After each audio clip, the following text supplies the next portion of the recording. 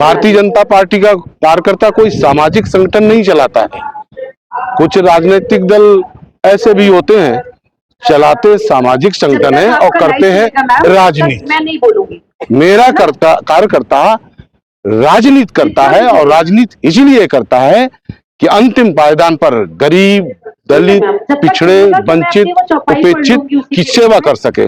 और भारतीय जनता पार्टी का कार्यकर्ता निषाद हो, केवट हो, बिंद हो, रायकवार हो, ढीमर हो, बाथम हो, आदि आदि मेरी जो उपजातियों के लोग हैं वो सनातन से, राम से, कृष्ण से जुड़कर उस व्यवस्था के अनुरूप चलते हैं, शॉर्टकट का रास्ता नहीं अपनाते हैं।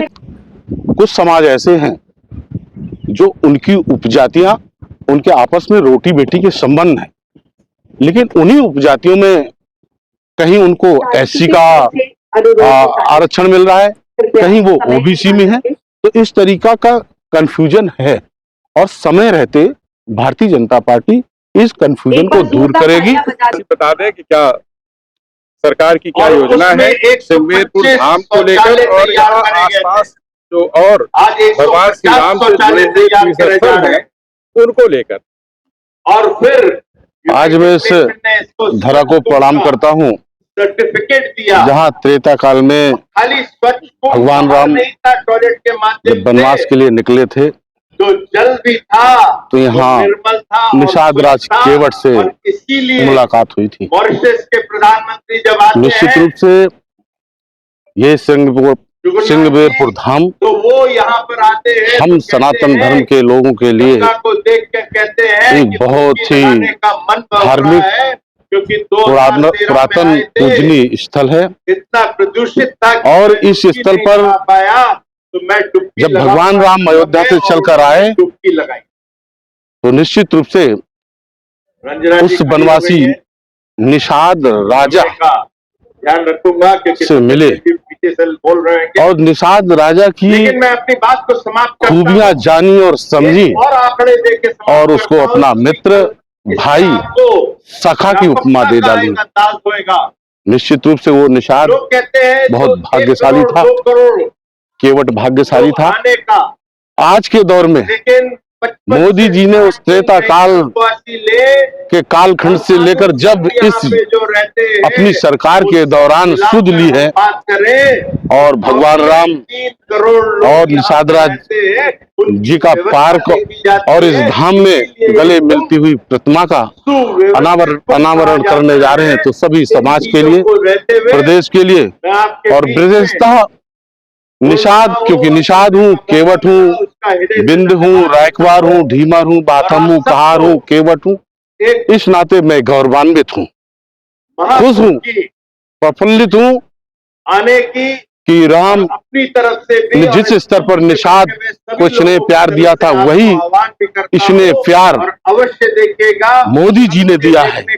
और मोदी जी ने और जब निषाद की बात की है सौभाग्य मिला तो उस निषाद के पीछे जो गरीब, दलित, पिछड़े, वंचित, उपेक्षित थे उनकी सेवा का संकल्प लेकर तीसरी बार सरकार के माध्यम से जन कल्याण करते चले जा रहे हैं। सांसद जी, मैं ये कह रहा हूँ कि जहाँ आप खड़े हैं ये सिंगवेरपुर धाम है, आज जो कॉरिडोर का लोकार्पण हो रहा है वो भी है, बाद में अलग से मैं नहीं बोलूंगी, एक वीडियो यहाँ से जैसे ही खत्म होता है उधर से आप उसको बताते रहेंगे। सिंगवेरपुर धाम है, बगल में ही एक सटा हुआ छोटा सा स्थान है जिसको राम चौरा कहते हैं। जी हाँ।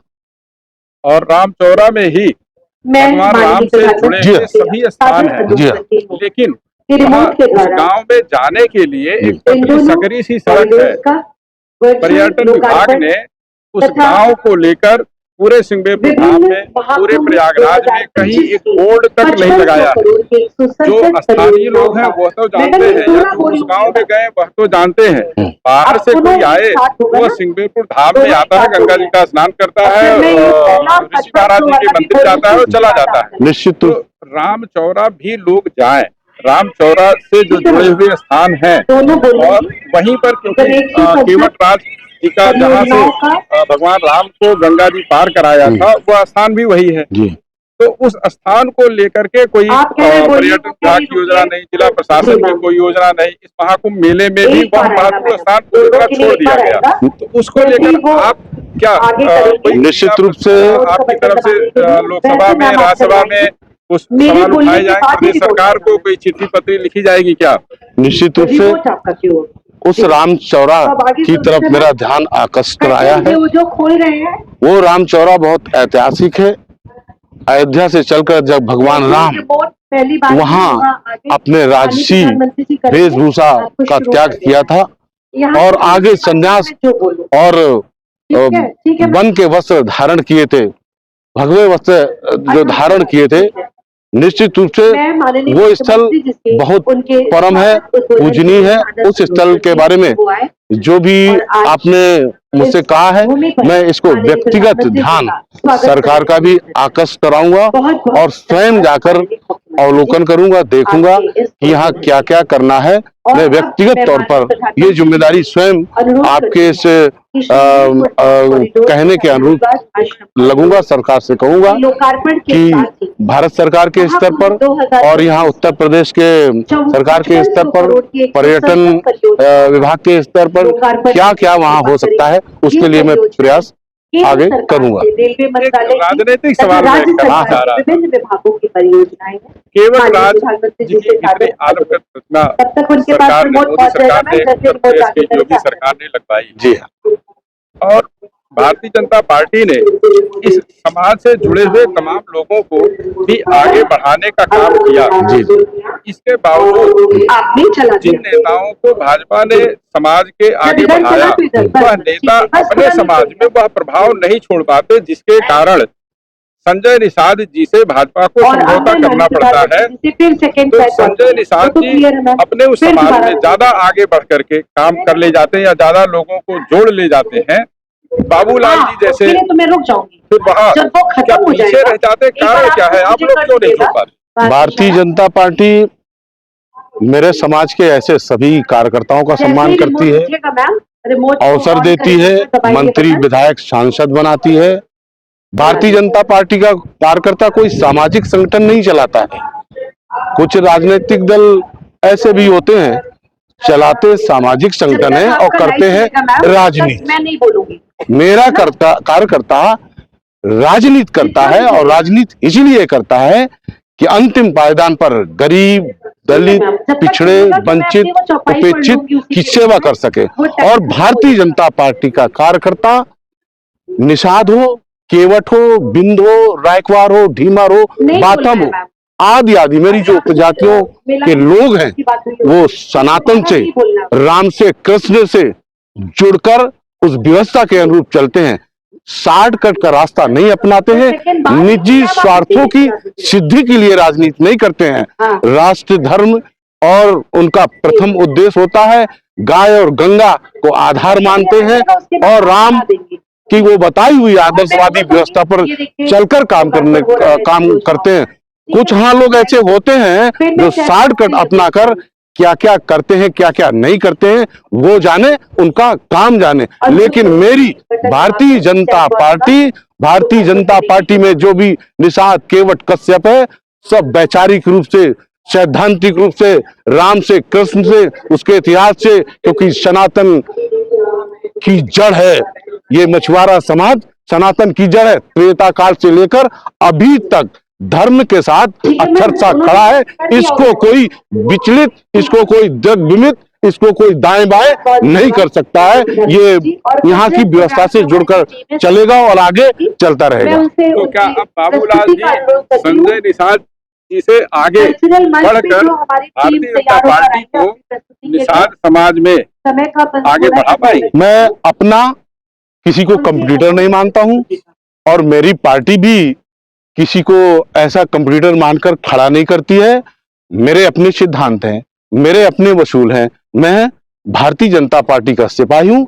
भारतीय जनता पार्टी जो मुझे आदेश करती है उसका अक्षरशः पालन करता हूँ, क्योंकि जब गांव से निकला था तो भारतीय जनता पार्टी की तरफ मैंने देखा था कि गंगा की बात कौन करेगा, गाय की बात कौन करेगा, राम का मंदिर कौन बनाएगा, कृष्ण का मंदिर कौन बनाएगा, काशी मथुरा का उद्धार कौन करेगा, सनातन की बात कौन करेगा। जब मैं गांव से निकला था और जब मेरे समझ में आया तब मुझे लगा ये भारतीय जनता पार्टी करेगी, इसलिए भारतीय जनता पार्टी में स्वाभाविक और ये मेरा स्वयं का समर्पण है इन बिंदुओं के आधार पर। सुप्रीम कोर्ट ने पिछले दिनों आरक्षण को लेकर कहा था कि जो आरक्षण मिल रहा है उसमें तमाम समाज ऐसे हैं जो उसका लाभ नहीं ले पा रहे हैं, तो बड़ी संख्या में बात हुई कि उसका वर्गीकरण, उप वर्गीकरण कर दिया जाए और लेयर बना दी जाए। तो आप अपने समाज के लेकर सुप्रीम कोर्ट को जो आदेश था उसको लेकर कहाँ स्टैंड करते हैं? क्या वर्गीकरण, उप वर्गीकरण के समर्थन में है या जैसी पार्टी चलेगी वैसे नहीं आगे बढ़ेगी? निश्चित रूप से कुछ समाज ऐसे हैं जो उनकी उपजातियां, उनके आपस में रोटी बेटी के संबंध है, लेकिन उन्हीं उपजातियों में कहीं उनको एससी का आरक्षण मिल रहा है, कहीं वो ओबीसी में है। तो इस तरीका का कंफ्यूजन है और समय रहते भारतीय जनता पार्टी इस कंफ्यूजन को दूर करेगी।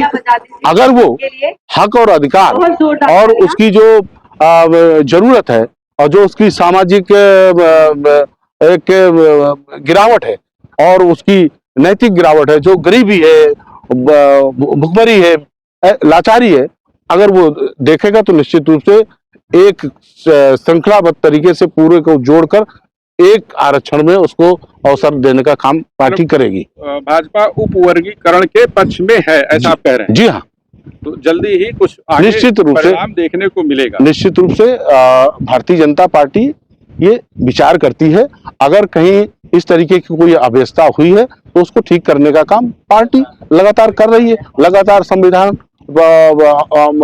में जो ओबीसी में क्रीमी लेयर पर आपका क्या विचार है? अब ये विषय कुछ ऐसा है कि आज इन सब विषयों पर मैं कहीं आगे नहीं जाना चाहता हूं। मैं सिर्फ आज इस धराधाम पर, इस श्रृंगपुर धाम पर भगवान राम को प्रणाम करता हूं